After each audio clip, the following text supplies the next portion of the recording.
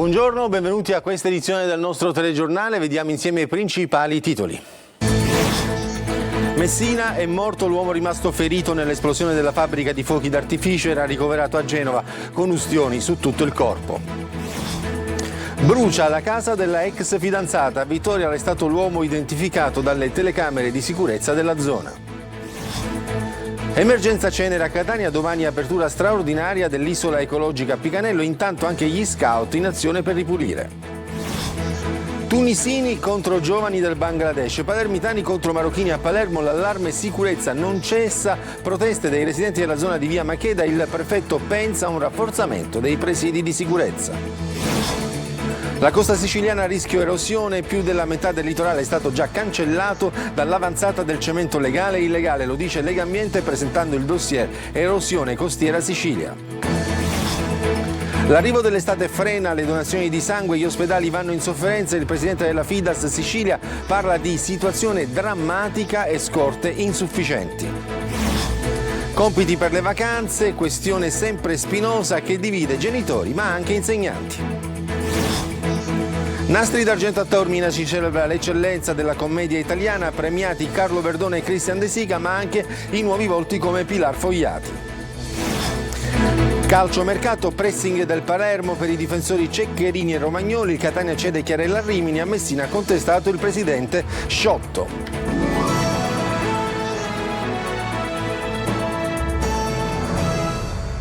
E come sentivate dai titoli, è morto Giovanni Arrigò, l'uomo rimasto vittima nell'esplosione della sua fabbrica di fuochi d'artificio a Messina il 4 luglio scorso. Era ricoverato al centro Grandi Ustionati di Genova. Francesco Triolo. Non ce l'ha fatta Giovanni Arrigò, il 42enne rimasto vittima insieme alla madre e alla sorella di un'esplosione nella sua fabbrica di fuochi d'artificio il 4 luglio. È morto questa notte al centro Grandi Ustioni, Villa Scassi di Genova, dove era ricoverato in gravissime condizioni.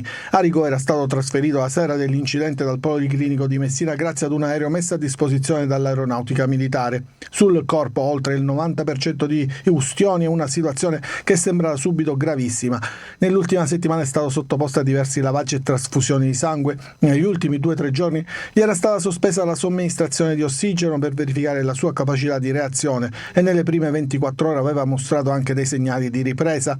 L'equipe medica di Villa Scassi stava anche programmando la possibilità di un intervento già lunedì, ma nella notte la situazione è precipitata e Giovanni Arrigò non ce l'ha fatta. Adesso gli uffici dell'ASP di Genova stanno provvedendo agli adempimenti burocratici per il rientro della salma a Messina, che dovrebbe avvenire lunedì, e nella prossima settimana saranno celebrati i funerali.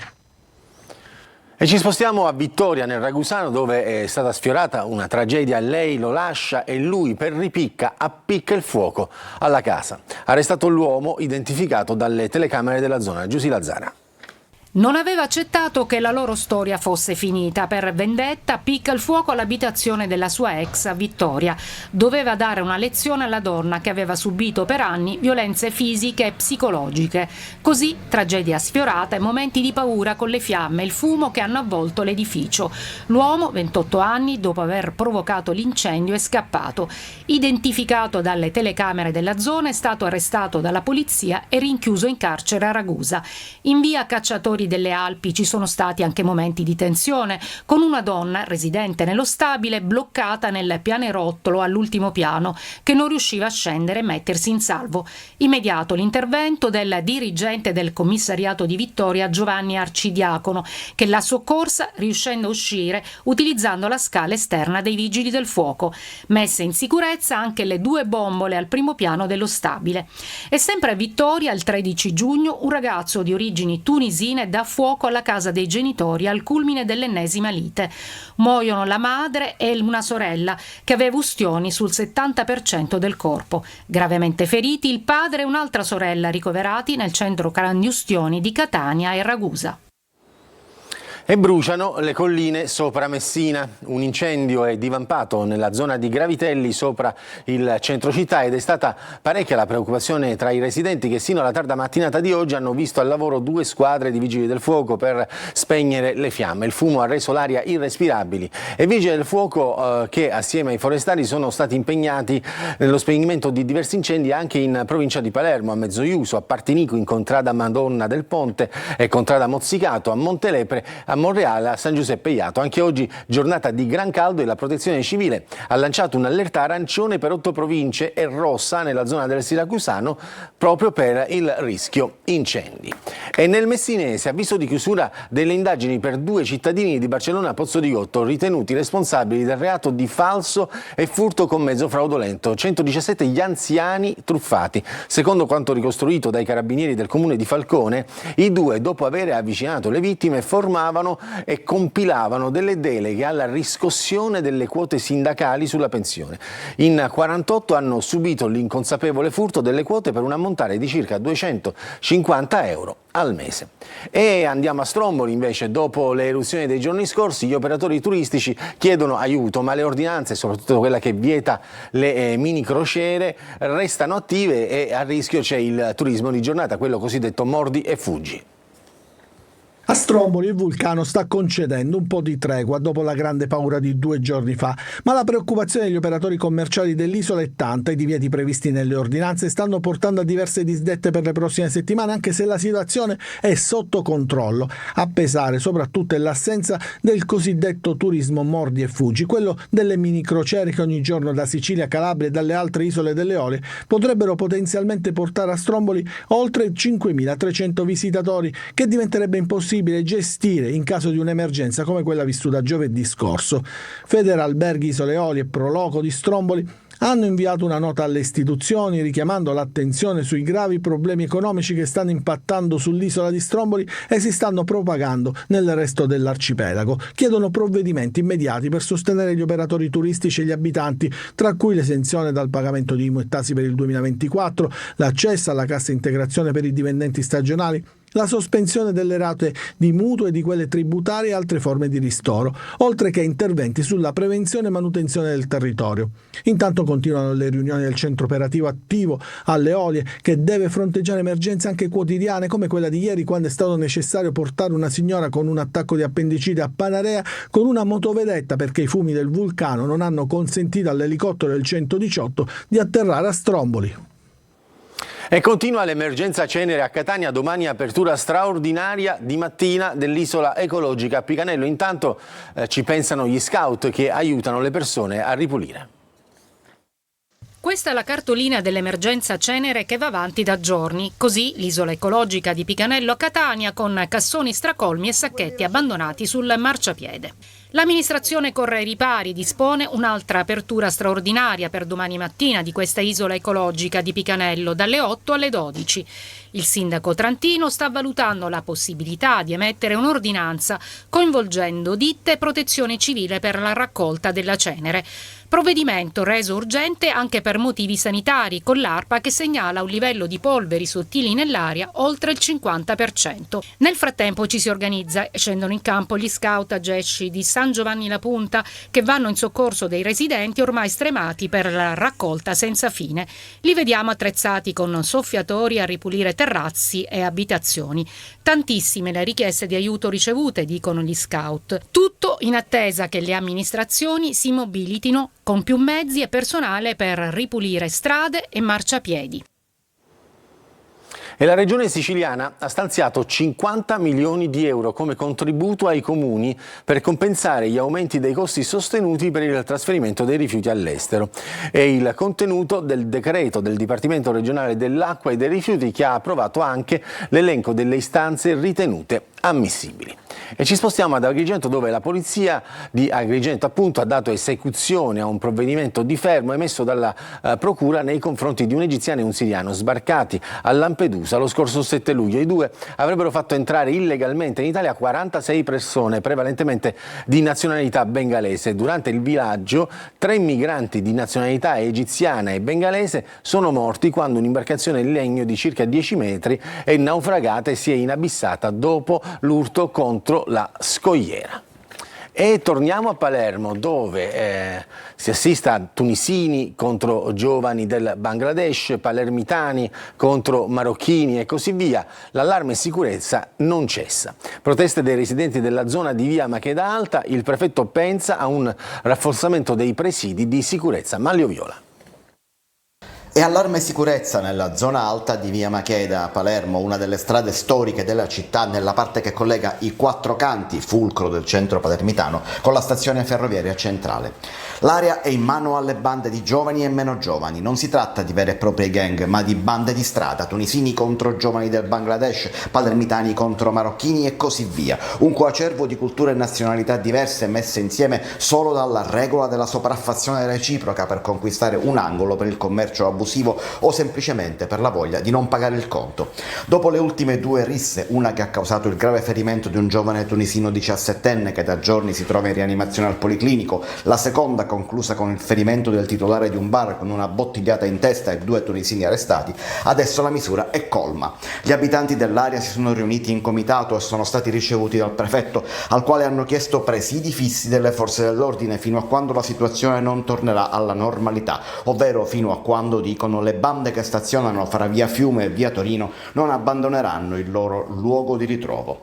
L'ultima rissa, quella di giovedì scorso, è scoppiata infatti poche ore dopo che il presidio delle forze dell'ordine, quello straordinario, era stato tolto. Una situazione che induce il prefetto Mariani a ripensare alle sue scelte. Da sempre contrario alla repressione pura e semplice e fautore di prevenzione e dialogo, adesso promette il rafforzamento dei presidi. Una scelta obbligata almeno nel weekend del festino, quando sono attese circa 600.000 persone nell'area immediatamente adiacente, lungo la via dal Cassaro. Ma gli abitanti aspetteranno proprio che il festino sia passato per valutare cosa davvero verrà fatto.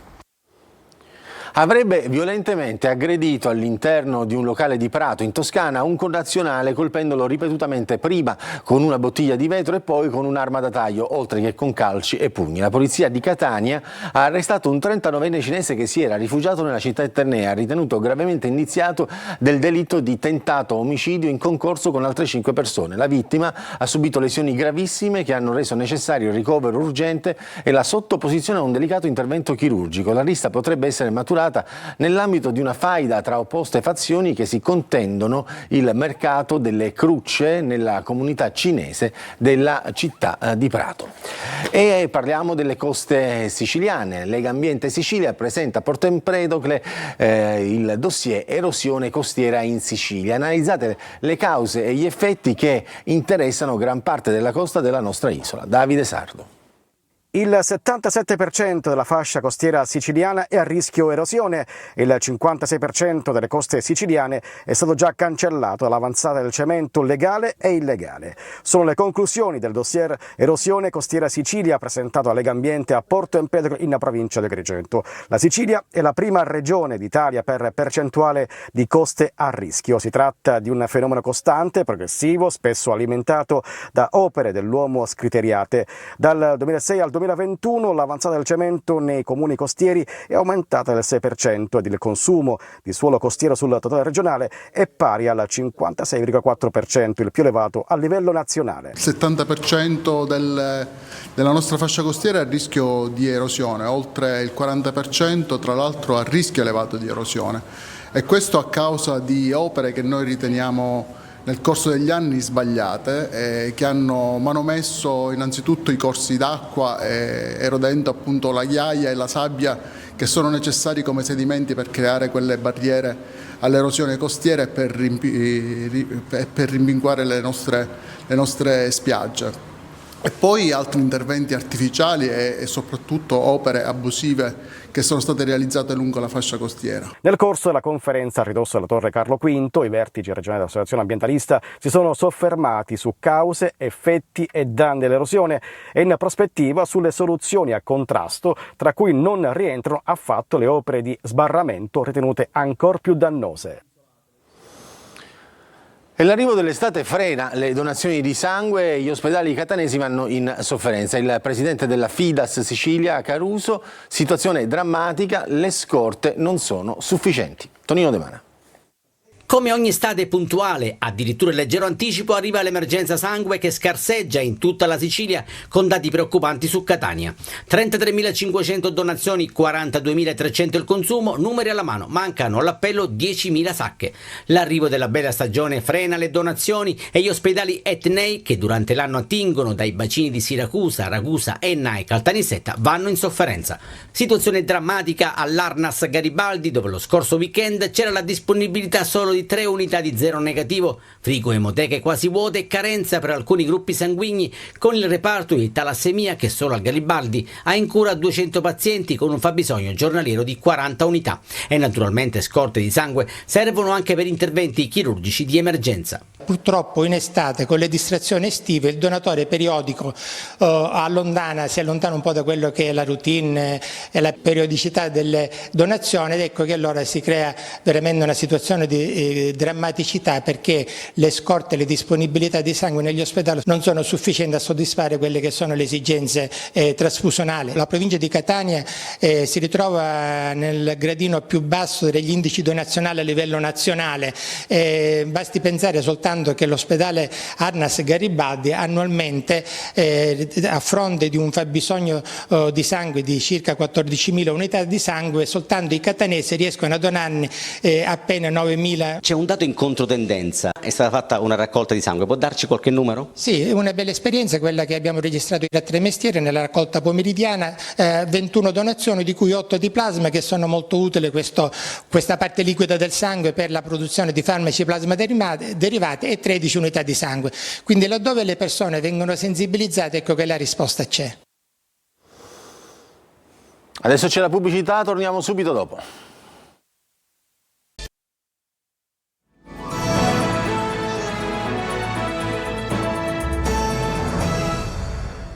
Ed eccoci di rientro dalla pubblicità. È il giorno delle prove generali per il festino di Santa Rosalia nel 400° anniversario della liberazione di Palermo dalla peste, che la tradizione vuole sia avvenuta dopo che le spoglie della Santa furono portate in processione per la via del Cassaro. Ci dice tutto Manlio Viola. Fervono i preparativi per il festino di Santa Rosalia, quello numero 400. Il giubileo della Santa Palermo lo celebra, come sempre, nella notte fra il 14 e il 15 luglio, una festa più di popolo, tradizione e spettacolo che non religiosa. Le reliquie infatti escono dalla cattedrale soltanto il giorno dopo, il 15 luglio, ma non si tratta del giorno che la Chiesa dedica alla Santa, che nel calendario ricorre il 4 settembre, ovvero il giorno dell'anniversario della sua morte. Ma Palermo festeggia il 15 luglio, ricorrenza della prima processione delle spoglie di Santa Rosalia portate in giro per la città per contrastare la peste. Tradizione vuole che dopo quella processione lungo la via del Cassaro antico la peste abbandonò Palermo e i palermitani nominarono dunque Rosalia loro protettrice. Quest'anno ricorrono, come detto, i 400 anni dalla liberazione dalla peste. Una festa eccezionale, quella affidata al veneto Marco Balic, che inscenerà la storia non più nei tradizionali 4 piani, ma realizzando ben 6 spettacoli itineranti lungo la strada del carro della Santa, da Palazzo Reale fino a mare. Non un solo carro questa volta, ma 2 quest'anno, e una statua nuova che si sposta su ruote. Oggi è il giorno delle prove generali, domani quello della festa. Sono attese 600.000 persone, fra cui tantissimi turisti venuti appositamente per l'occasione. Strade chiuse, divieti di sosta, ZTL sospesa e soprattutto 3 ordinanze accompagnano la festa. Vietata la vendita dei superalcolici e di bibite in vetro, e si sospendono le autorizzazioni del suolo pubblico, dunque tutti i locali del centro dovranno ritirare i tavolini all'aperto per far spazio al carro e alla gente. E adesso parliamo di compiti per le vacanze che dividono studenti, genitori e anche i docenti. Da un lato c'è chi pensa a riposarsi e a ricaricarsi, dall'altra chi sottolinea l'importanza di tenere in allenamento il cervello in vista del nuovo anno scolastico. Desiree Ferlito. La scuola è già finita da più di un mese, bambini e ragazzi sono già in vacanza, tutti accomunati dall'incubo dei compiti per le vacanze. Le posizioni sono contrastanti, c'è chi sostiene che d'estate sia importante riposarsi e ricaricarsi di energie e chi invece che i compiti servano per tenere in allenamento il cervello. Se tu hai lavorato bene tutto l'anno, insomma, i 3 mesi ti toccano. Ma non ci dovrebbero essere. Perché? Perché dopo un anno ci vuole un po' di riposo, soprattutto per noi. Fin qui niente di sorprendente, è normale che i ragazzi mal digeriscano i compiti a casa, ma se al loro fianco si schiera anche una buona percentuale di genitori, allora il quadro cambia. Compiti per le vacanze, sì o no? Qualcosa, non esagerare. È stancante com'è dopo un anno di scuola fare i compiti? Anche? Un poco. Ti scocci un po'? Sì, un po' sì. Anche i docenti si dividono. Dalla spiaggia arriva l'appello della maestra a vivere nuove esperienze. È un indispensabile consiglio affinché avvenga. Consiglio di lasciare gli smartphone a casa e di vivere delle esperienze di vita reale e infine di riposare. Toccherà ai genitori correre ai ripari. Con l'avvicinarsi di settembre, un genitore su 5 aiuterà attivamente i figli a completare i compiti estivi gli ultimi giorni. Ha 2 libri da fare e ancora non ha fatto nemmeno una pagina. Sbaglio? Al momento oltre 8 studenti su 10 hanno trattato i compiti come qualcosa di estraneo alle loro giornate. Il 19% si oppone in modo assoluto. Ma i compiti per le vacanze li hai fatti? Li farai? No. Te li hanno assegnati? Sì, ma non lo farò, cioè in senso voglio il mare, voglio la spiaggia e che mi interessa dei compiti. 70° compleanno del Festival del Cinema di Taormina col ritorno dei Nastri d'Argento sul palco del Teatro Antico, una serata piena di glamour e ricordi con una parata di stelle. Eva Spampinato.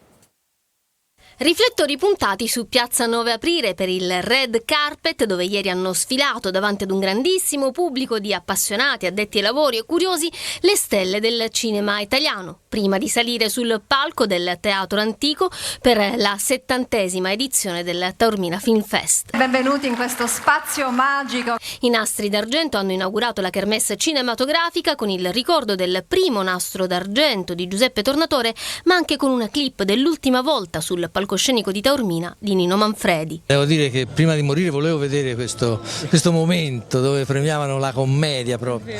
I Nastri d'Argento celebrano l'eccellenza della commedia italiana e lo fanno con i premi ai re della commedia Carlo Verdone e Christian De Sica, ma anche ai nuovi volti come Pilar Fogliati, protagonista del film di Veronesi Giulietta e Romeo. Giovanni per me mi trascina in tutto quello che lui ha imparato e quindi io non faccio altro che ascoltarlo ed è bellissimo, quindi insomma è importante festeggiarlo qua insieme a tutti questi altri artisti. Ne sono anche molto orgoglioso perché avendo la veneranda età di 50 anni vorrei che anche tanti ragazzi che stanno iniziando adesso non mollassero mai. Tra i nuovi volti il riconoscimento va a Nicolas Maupas, una vera rock star per i giovani, dopo il successo di Mare Fuori e poi un professore. Non saprei come definirci, però è vero che è incredibile quanto ci sia tornato indietro dal pubblico, nessuno di noi si aspettava nei vari progetti, poi penso, e quindi viviamo tutto con grande gioia. Poi ecco, io parlo per me, ma credo di poterlo dire a nome di tutti i miei colleghi con i quali ho lavorato. Emanuela Fanelli, dopo il successo di C'è ancora domani, vince il premio Manfredi. Ho lavorato, ho sempre fatto, insomma, ho cercato di fare progetti che avrei guardato e mi sono proposta, credo, in modo onesto pure col pubblico. Adesso c'è la pubblicità, torniamo subito dopo.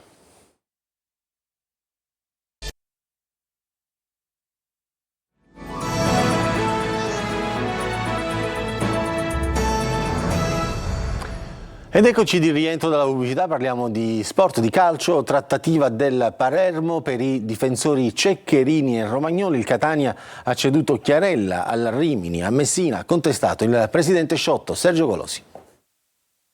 Dopo l'arrivo al Livigno del greco Nicolau, il Palermo è sulle tracce di altri difensori per potenziare il reparto che ha creato non pochi problemi nella scorsa stagione. Trattative in corso con Federico Ceccherini del Verona e Simone Romagnoli del Frosinone, conteso dalla Sampdoria, due centrali di grande esperienza con tanta Serie A alle spalle.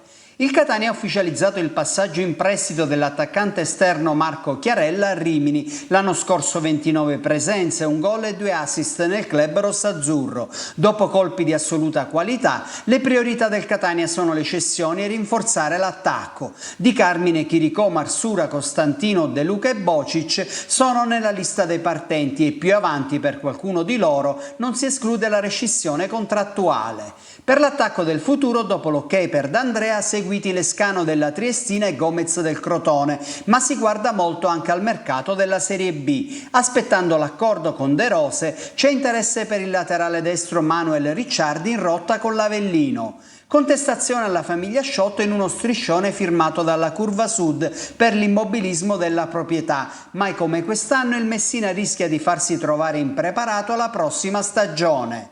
Il Trapani cambia pelle, presi il portiere Andrea Seculini, due terzini Pietro Ciotti e Alessandro Martina e l'attaccante Maghet Fall, Cristini in prestito al Monterosi.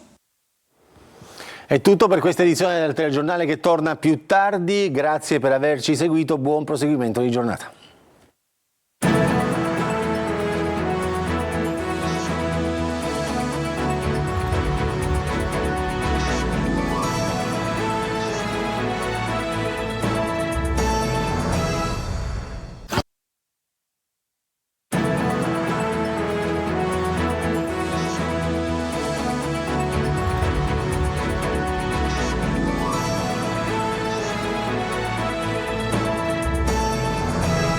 Buonasera, benvenuti a questa edizione del nostro telegiornale. Vediamo subito i titoli. Brucia per vendetta la casa della ex fidanzata, arrestato a Vittoria un uomo di 28 anni, evacuata l'intera palazzina. La Regione stanzia 50 milioni per i rifiuti da mandare all'estero. I contributi ai comuni saranno valutati caso per caso. Emergenza cenere a Catania, domani apertura straordinaria dell'isola ecologica Picanello. Intanto entrano in azione anche gli scout. Coste sepolte dal cemento. Nel dossier di Legambiente più della metà del litorale dell'isola risulta ormai scomparso e i massi frangiflutti peggiorano la situazione. L'eterno dilemma dei compiti per le vacanze, il dibattito che divide genitori e insegnanti. L'arrivo dell'estate frena le donazioni di sangue, gli ospedali vanno in sofferenza. Il presidente della Fides Sicilia: ci sono scorte insufficienti. Nastri d'argento a Taormina, si celebra l'eccellenza della commedia italiana. Premiati Carlo Verdone e Christian De Sica, ma anche nuovi volti come Pilar Fogliati. Calcio, goleata del Palermo nella prima uscita dopo una settimana di ritiro contro la rappresentativa Sondrio, finisce 10-0. Il Catania cede Chiarella a Rimini e Maffei alla Cavese.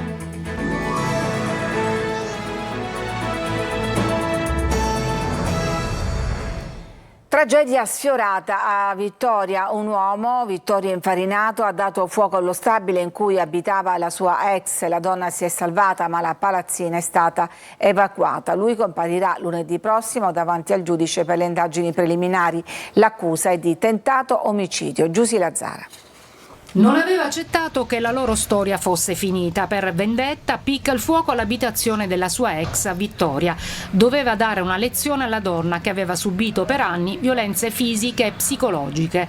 Così, tragedia sfiorata e momenti di paura con le fiamme e il fumo che hanno avvolto l'edificio. L'uomo, 28 anni, dopo aver provocato l'incendio è scappato. Identificato dalle telecamere della zona, è stato arrestato dalla polizia e rinchiuso in carcere a Ragusa. In via Cacciatori delle Alpi ci sono stati anche momenti di tensione, con una donna residente nello stabile bloccata nel pianerottolo all'ultimo piano che non riusciva a scendere e mettersi in salvo. Immediato l'intervento del dirigente del commissariato di Vittoria, Giovanni Arcidiacono, che l'ha soccorsa riuscendo a uscire utilizzando la scala esterna dei vigili del fuoco. Messe in sicurezza anche le 2 bombole al primo piano dello stabile. E sempre a Vittoria, il 13 giugno, un ragazzo di origini tunisine dà fuoco alla casa dei genitori al culmine dell'ennesima lite. Muoiono la madre e una sorella che aveva ustioni sul 70% del corpo. Gravemente feriti il padre e un'altra sorella ricoverati nel centro grandi ustioni di Catania e Ragusa. È morto Giovanni Arrigò, l'uomo rimasto vittima nell'esplosione della sua fabbrica di fuochi d'artificio il 4 luglio scorso a Messina. Era ricoverato al centro grandi ustionati di Genova. Francesco Triolo. Non ce l'ha fatta Giovanni Arrigò, il 42enne rimasto vittima insieme alla madre e alla sorella di un'esplosione nella sua fabbrica di fuochi d'artificio il 4 luglio. È morto questa notte al centro grandi ustioni Villa Scassi di Genova, dove era ricoverato in gravissime condizioni. Arrigò era stato trasferito la sera dell'incidente dal Policlinico di Messina grazie ad un aereo messo a disposizione dall'aeronautica militare. Sul corpo oltre il 90% di ustioni e una situazione che sembra subito gravissima. Nell'ultima settimana è stato sottoposto a diversi lavaggi e trasfusioni di sangue. Negli ultimi 2-3 giorni gli era stata sospesa la somministrazione di ossigeno per verificare la sua capacità di reazione e nelle prime 24 ore aveva mostrato anche dei segnali di ripresa. L'equipe medica di Villa Scassi stava anche programmando la possibilità di un intervento già lunedì, ma nella notte la situazione è precipitata e Giovanni Arrigò non ce l'ha fatta. Adesso gli uffici dell'ASP di Genova stanno provvedendo agli adempimenti burocratici per il rientro della salma a Messina, che dovrebbe avvenire lunedì, e nella prossima settimana saranno celebrati i funerali. La Regione siciliana ha stanziato 50 milioni di euro come contributo ai comuni per compensare gli aumenti dei costi sostenuti per il trasferimento dei rifiuti all'estero. Il contenuto del decreto del Dipartimento regionale dell'acqua e dei rifiuti. Il decreto prevede che l'importo sarà determinato in base all'esito favorevole della verifica comune per comune del rispetto della normativa. Incidente mortale sul lavoro a Marsala. A perdere la vita un operaio di 47 anni è rimasto schiacciato sotto un autocarro all'interno dell'azienda per cui lavorava nel settore dello smaltimento rifiuti. L'esatta dinamica del tragico incidente è al vaglio degli inquirenti. La Procura di Marsala ha aperto un fascicolo. E veniamo adesso al capitolo Cenere a Catania. Domani apertura straordinaria di mattina dell'isola ecologica di Picanello, ma intanto ci pensano gli scout che aiutano le persone a ripulire. Giusy Lazzara. Questa è la cartolina dell'emergenza Cenere che va avanti da giorni. Così l'isola ecologica di Picanello a Catania con cassoni stracolmi e sacchetti abbandonati sul marciapiede. L'amministrazione corre ai ripari, dispone un'altra apertura straordinaria per domani mattina di questa isola ecologica di Picanello dalle 8 alle 12. Il sindaco Trantino sta valutando la possibilità di emettere un'ordinanza coinvolgendo ditte e protezione civile per la raccolta della cenere. Provvedimento reso urgente anche per motivi sanitari, con l'ARPA che segnala un livello di polveri sottili nell'aria oltre il 50%. Nel frattempo ci si organizza e scendono in campo gli scout Agesci di San Giovanni La Punta che vanno in soccorso dei residenti ormai stremati per la raccolta senza fine. Li vediamo attrezzati con soffiatori a ripulire terrazzi e abitazioni.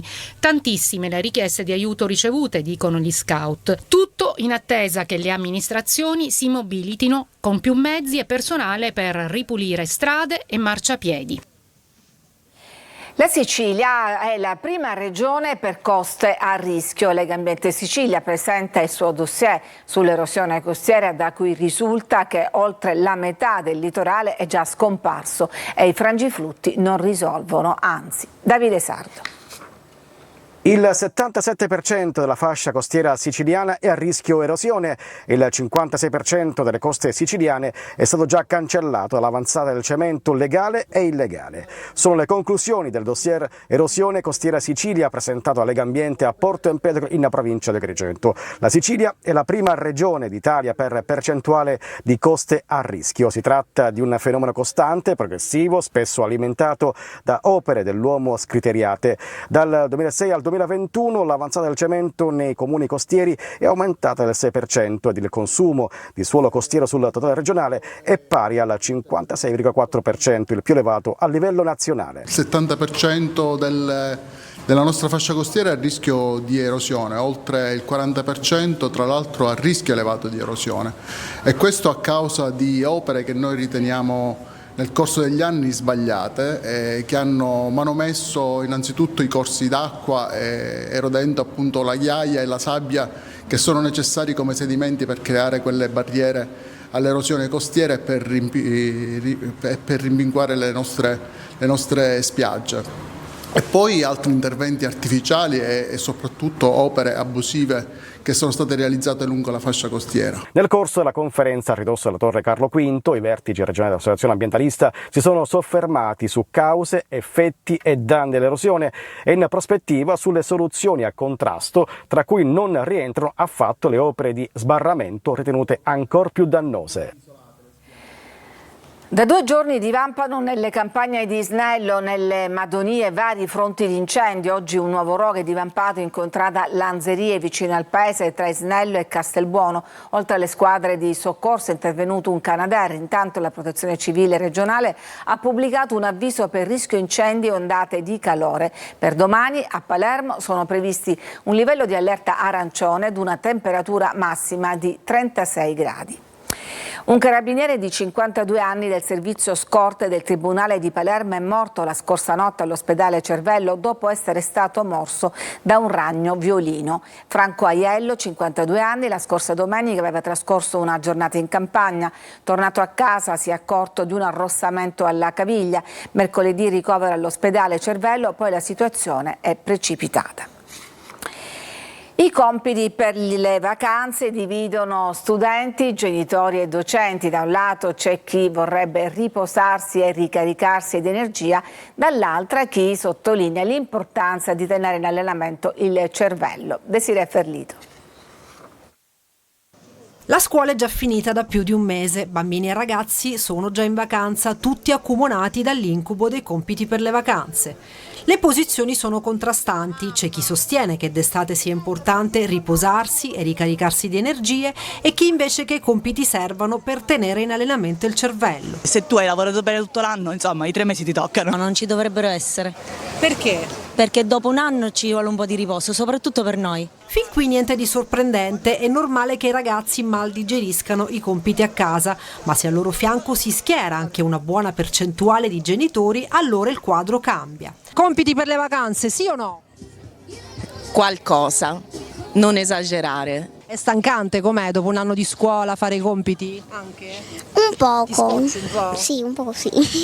Anche i docenti si dividono. Dalla spiaggia arriva l'appello della maestra a vivere nuove esperienze. È un indispensabile consiglio affinché avvenga. Consiglio di lasciare gli smartphone a casa e di vivere delle esperienze di vita reale e infine di riposare. Toccherà ai genitori correre ai ripari. Con l'avvicinarsi di settembre un genitore su 5 aiuterà attivamente i figli a completare i compiti estivi gli ultimi giorni. Ha 2 libri da fare e ancora non ha fatto nemmeno una pagina. Sbaglio? Al momento oltre 8 studenti su 10 hanno trattato i compiti come qualcosa di estraneo alle loro giornate. Il 19% si oppone in modo assoluto. Ma i compiti per le vacanze li hai fatti? Li farai? No. Te li hanno assegnati? Sì, ma non lo farò, cioè in senso voglio il mare, voglio la spiaggia, che mi interessa dei compiti. L'arrivo dell'estate frena le donazioni di sangue e gli ospedali catanesi vanno in sofferenza. Sentiamo Tonino De Mana. Come ogni estate puntuale, addirittura in leggero anticipo, arriva l'emergenza sangue che scarseggia in tutta la Sicilia con dati preoccupanti su Catania. 33.500 donazioni, 42.300 il consumo, numeri alla mano, mancano all'appello 10.000 sacche.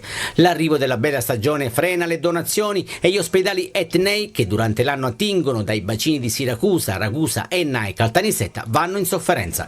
Situazione drammatica all'Arnas Garibaldi, dove lo scorso weekend c'era la disponibilità solo di 3 unità di zero negativo, frigo e emoteche quasi vuote e carenza per alcuni gruppi sanguigni, con il reparto di talassemia che solo al Garibaldi ha in cura 200 pazienti con un fabbisogno giornaliero di 40 unità. E naturalmente scorte di sangue servono anche per interventi chirurgici di emergenza. Purtroppo in estate con le distrazioni estive il donatore periodico si allontana un po' da quello che è la routine e la periodicità delle donazioni ed ecco che allora si crea veramente una situazione di drammaticità perché le scorte e le disponibilità di sangue negli ospedali non sono sufficienti a soddisfare quelle che sono le esigenze trasfusionali. La provincia di Catania si ritrova nel gradino più basso degli indici donazionali a livello nazionale, basti pensare soltanto che l'ospedale Arnas Garibaldi annualmente a fronte di un fabbisogno di sangue di circa 14.000 unità di sangue, soltanto i catanesi riescono a donarne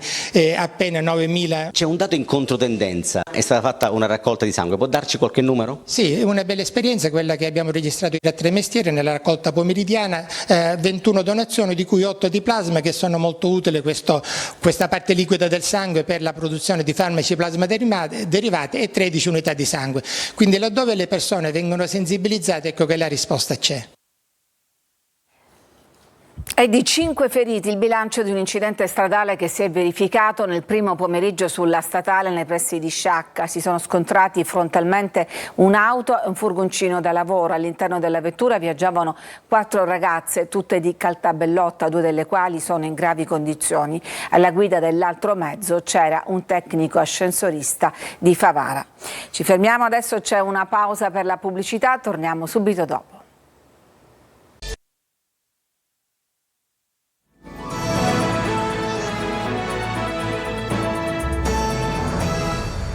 È il giorno delle prove generali per il festino di Santa Rosalia che festeggia il suo 400° anniversario. Maglio Viola. Servono i preparativi per il festino di Santa Rosalia, quello numero 400. Il giubileo della Santa Palermo lo celebra, come sempre, nella notte fra il 14 e il 15 luglio. Una festa più di popolo, tradizione e spettacolo che non religiosa. Le reliquie infatti escono dalla cattedrale soltanto il giorno dopo, il 15 luglio, ma non si tratta del giorno che la Chiesa dedica alla Santa, che nel calendario ricorre il 4 settembre, ovvero il giorno dell'anniversario della sua morte. Ma Palermo festeggia il 15 luglio, ricorrenza della prima processione delle spoglie di Santa Rosalia portate in giro per la città per contrastare la peste. Tradizione vuole che dopo quella processione lungo la via del Cassaro Antico la peste abbandonò Palermo e i palermitani nominarono dunque Rosalia loro protettrice. Quest'anno ricorrono, come detto, i 400 anni dalla liberazione dalla peste. Una festa eccezionale, quella affidata al veneto Marco Balic, che inscenerà la storia non più nei tradizionali 4 piani, ma realizzando ben 6 spettacoli itineranti lungo la strada del carro della Santa, da Palazzo Reale fino a mare. Non un solo carro questa volta, ma 2 quest'anno, e una statua nuova che si sposta su ruote. Oggi è il giorno delle prove generali, domani quello della festa. Sono attese 600.000 persone, fra cui tantissimi turisti venuti appositamente per l'occasione. Strade chiuse, divieti di sosta, ZTL sospesa e soprattutto 3 ordinanze accompagnano la festa. Vietata la vendita dei superalcolici e di bibite in vetro e si sospendono le autorizzazioni del suolo pubblico, dunque tutti i locali del centro dovranno ritirare i tavolini all'aperto per far spazio al carro e alla gente. Ieri i nastri d'argento al Festival del Cinema di Taormina, una serata piena di glamour e ricordi. Eva Spampinato. Riflettori puntati su Piazza 9 Aprile per il Red Carpet, dove ieri hanno sfilato davanti ad un grandissimo pubblico di appassionati, addetti ai lavori e curiosi le stelle del cinema italiano, prima di salire sul palco del Teatro Antico per la 70ª edizione del Taormina Film Fest. Benvenuti in questo spazio magico. I nastri d'argento hanno inaugurato la kermesse cinematografica con il ricordo del primo nastro d'argento di Giuseppe Tornatore, ma anche con una clip dell'ultima volta sul palcoscenico di Taormina di Nino Manfredi. Devo dire che prima di morire volevo vedere questo momento dove premiavano la commedia proprio. I nastri d'argento celebrano l'eccellenza della commedia italiana e lo fanno con i premi ai re della commedia Carlo Verdone e Christian De Sica, ma anche ai nuovi volti come Pilar Fogliati, protagonista del film di Veronesi Giulietta e Romeo. Giovanni per me mi trascina in tutto quello che lui ha imparato e quindi io non faccio altro che ascoltarlo ed è bellissimo, quindi insomma è importante festeggiarlo qua insieme a tutti questi altri artisti. Ne sono anche molto orgoglioso perché, avendo la veneranda età di 50 anni, vorrei che anche tanti ragazzi che stanno iniziando adesso non mollassero mai. Tra i nuovi volti il riconoscimento va a Nicolas Maupas, una vera rockstar per i giovani, dopo il successo di Mare Fuori e poi un professore. Non saprei come definirci, però è vero che è incredibile quanto ci sia tornato indietro dal pubblico, nessuno di noi si aspettava nei vari progetti, poi penso, e quindi viviamo tutto con grande gioia. Poi ecco, io parlo per me, ma credo di poterlo dire a nome di tutti i miei colleghi con i quali ho lavorato. Emanuela Fanelli, dopo il successo di C'è ancora domani, vince il premio Manfredi. Ho lavorato, ho sempre fatto, insomma, ho cercato di fare progetti che avrei guardato e mi sono proposta, credo, in modo onesto pure col pubblico. Ci fermiamo, c'è un'altra pausa e poi torniamo con la pagina sportiva.